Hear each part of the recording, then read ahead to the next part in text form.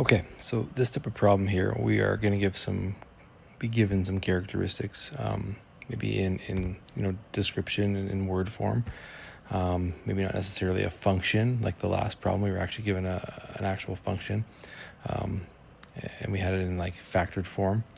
This particular one, we're just going to be given some general characteristics, and we're going to have to solve some problems. So we have some function g at x, and it has the following characteristics. So it says the y-intercept is at y is equal to 1/2, and the x-intercept is x is equal to 2/3. And then it says the equations of the asymptotes are at x equals -2 and y is equal to -3/2. So I have here a Cartesian grid, and I'm just gonna plot those things. So to start, let's do the y-intercept at 1/2. So at positive 1/2, I'm just gonna mark that right here. And then we have x-intercept at 2/3. So x-intercept at 2/3 is right here. You can see the x-axis, I'm actually going up every 3 units is actually 1 on my scale. Okay, so then we have the equations of the asymptotes. X is equal to -2. So let's get a dotted line out here. Let's get that out. So we have it at x is equal to -2. So that's going to be right here. Oh, let's get that going. So -2 is right here. So that is my vertical asymptote. I will write that after. Then we have a horizontal asymptote at -1.5. So that's right here. So we have our asymptotes.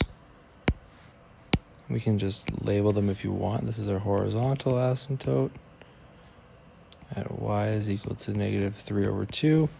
And our vertical asymptote is at x is equal to -2. All right, and we have our x and y-intercept there. Now it's asking to sketch the graph. Well, I hope you can see like this right here is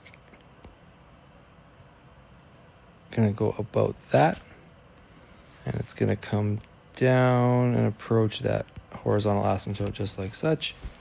And then on the other side, we can do a rough sketch. Doesn't have to be perfect, just like that.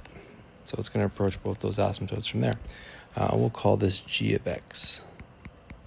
So there's our rough sketch. So based on that rough sketch and these characteristics parameters, we can actually determine an equation. The easiest way to determine an equation to start would be to get it into this form here. If you see in question B. Question A is actually asking it for in that form. Let's come back to that. Okay, so let's start with g of x in question B here and get it into that form. So let's just plop in everything we know. Well, we don't know A, but we do know H. H is our vertical asymptote, which is at -2. So this will be x plus 2. And our horizontal asymptote is at -3/2. Okay, so we almost have an equation. We just don't know what A is. So we can just use a point on our graph. And in this case, we can use the y-intercept. And again, the y-intercept is at 0,1/2. Just going to double check that. And yeah, it's at 0,1/2. So what we can do is just substitute those values in.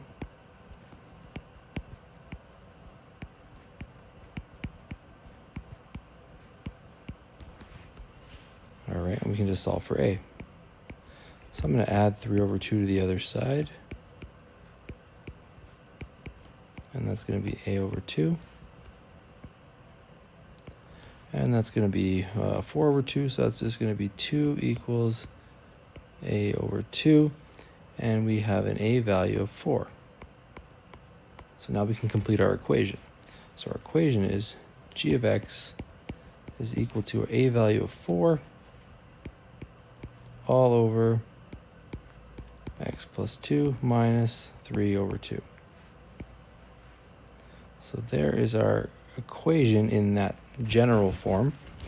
Now let's go back to question A A is actually asking us to put it into this form.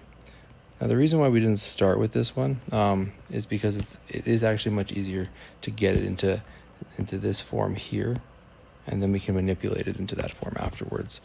So let's do that. So I'm just going to rewrite the equation. So it was 4 over x plus 2 minus 3 over 2. Okay, so how do we get it into that equation form to start? Well, we're going to bring these to a common denominator. So what we're going to do is I'm going to multiply this guy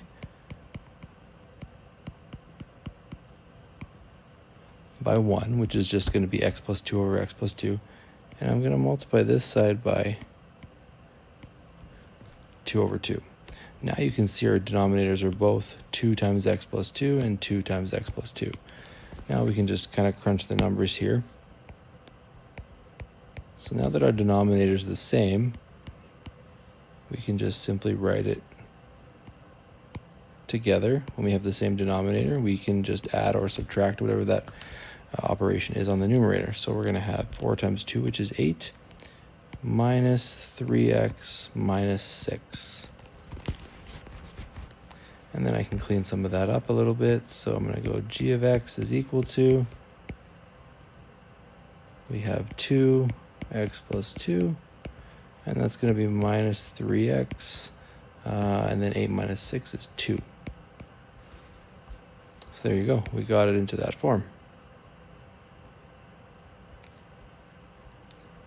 Okay, so this form here, these two forms that we just worked on, this g of x form, let's just get a different color here.